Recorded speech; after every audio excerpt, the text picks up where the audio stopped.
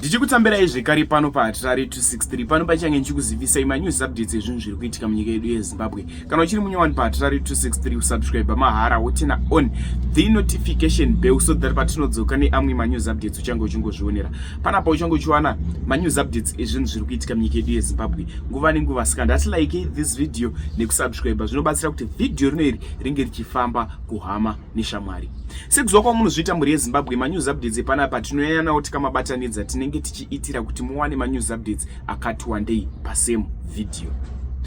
First update ka short video kadada kukuisirai kemupurisa uyo anga achida kuzama kusunga driver wekombi.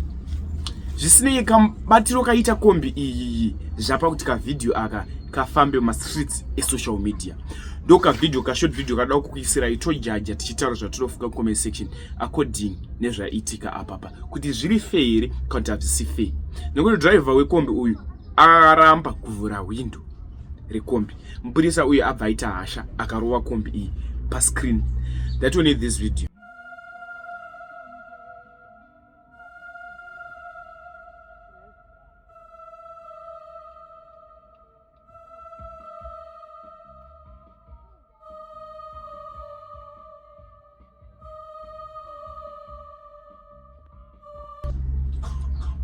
Next update video remutongerwo waitwa Blessed Muhlanga. Ndinokumbira kuti zvatofuka comment section after wapedza kuona video iroro. Nyaya yake yakatongwa nezuro iri kunzi iri kutongwa futi musi wa 27. Ndinokumbira kuti zvatofuka comment section after wapedza kuona video iroro. Blessed Muhlanga pane vasingamuzive asi kana uchiziva Geza ari kupisa mastreets esocial media. Blessed Muhlanga ndiyo mushe yari kupomerwa yekuti akaita interview Blessed Geza. Iri kunzi imhosva yaakapara. Dakuti muone video iro. Ndiye journalist aka-interviewa Blessed Geza. Iye anonzi Blessed Muhlanga ndiye akasungwa. Dakuti muone video rachona mutongero wakaitwa Blessed Muhlanga. Lawyer rake richitaura kuti zvakafamba sei ende zviri kufamba sei. Noti vazhinji vaiti Hatari tikumbura kuona mutongero waitwa Blessed Muhlanga. Tikumbura video iroro. Saka ndati mbone this video.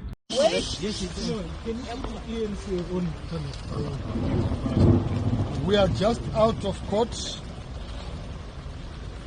So we've just come out of court for Blessed Mhlanga's initial court appearance, a journalist working for Alpha Media Holdings.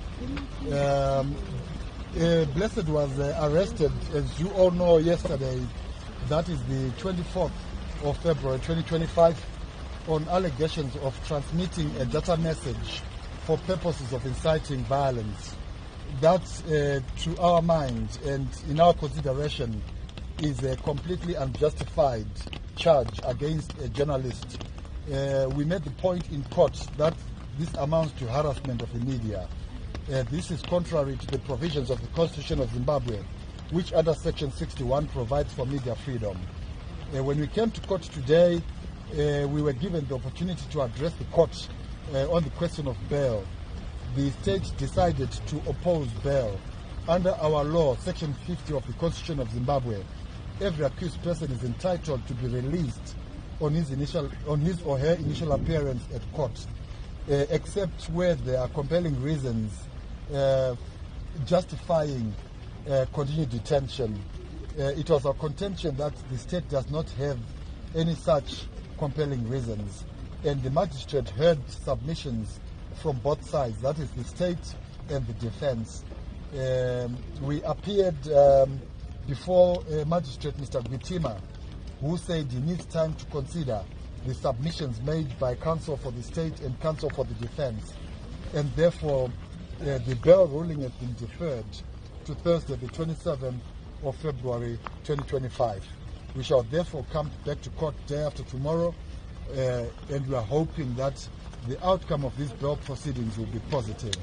We maintain that there is no justification for the detention of this journalist Blessed Mhlanga last night at the police station, and even now this continued detention we believe is amounting to harassment of the legal profession. We do understand that the magistrate needs time to go through the submissions, but we must also make the point that any period of detention of a journalist has a chilling effect on the operations of the media.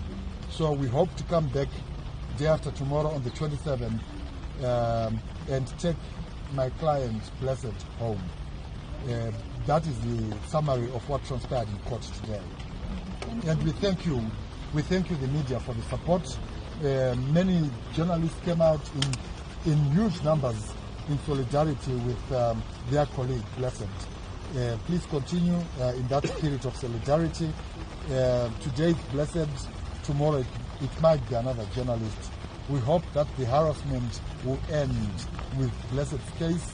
We've been promised by the government of Zimbabwe that there is press freedom in this country, and we therefore hope that there will be no repeated incidents of journalists getting arrested on spurious charges. Thank you. Next update accident yebhazi rinonzi Blue Cycle. Vadikani macases atiri kureceiva muna 2025 macases etsaona. Ndatinamatei kana tichifamba nengoro dzemoto zvinoitika hazvizikanwe.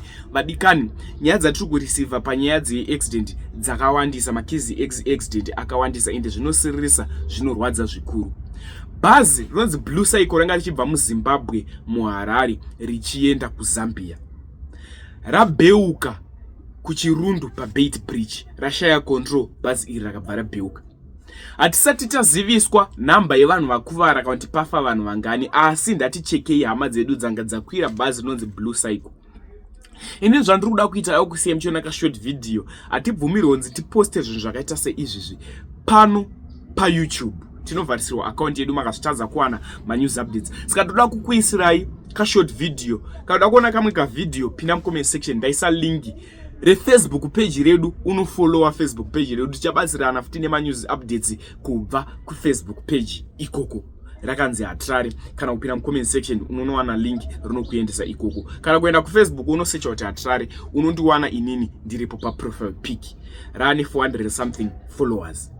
Ndichitenda zvikuru nesapoti yamuri kupa pano pathis YouTube channel, nesapoti yamuri kupa futi ikoko kuFacebook. Saka handei tinoona nekufollowa futi kuFacebook kwachona. Much love.